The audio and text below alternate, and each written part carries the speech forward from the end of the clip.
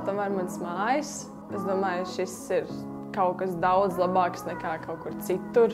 Es basketbolu spēlēju jau no 8 gadu vecuma. Kopš tās dienas ir pagājuši 17 gadi. Domāju, ka mūsu komanda ir ļoti enerģiska un ar tādu kā raksturu, kas, man liekas, nevienai citai komandai nav. Ārpus basketbola laukuma basketbols man ir devis noteikti iemācījis darba ētiku.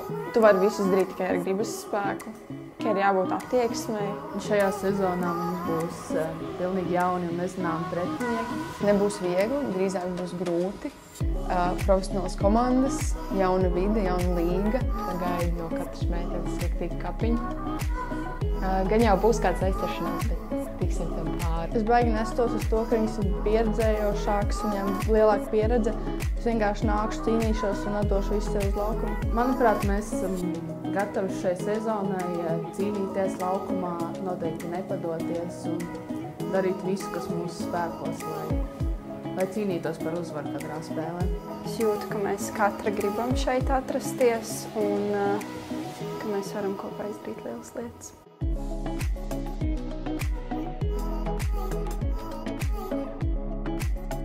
Pagaid, man ir jautājums.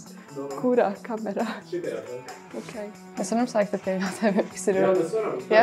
Okay. Mani sauc Kristiāne, es spēlēju Jūrmālas komandā. Sāku trenēties basketbolā bija 2007. gads. Pirms gada, kad es atnācu uz šo komandu, pirmās sajūtas bija tāds savādāka līmeņa basketbols. Mēs ar māsu nestrīdamies. Pagaid, bet man tā arī ir jāsaka, ka tas Žozefīna atnāk pirmā uz ģērbtuvi. Petersona. Viņai bieži sanāk neveiklības. es nemāku atbildēt šo jautājumu. Es varu neatbildēt uz viņu. Smieklīgākie joki komandā ir man. Es jaunajā sezonā jūtos gatava 10 no 10, un es šajā jaunajā sezonā esmu gatava visiem 100 no 10%, es domāju. Let's go! Visu lūdzu.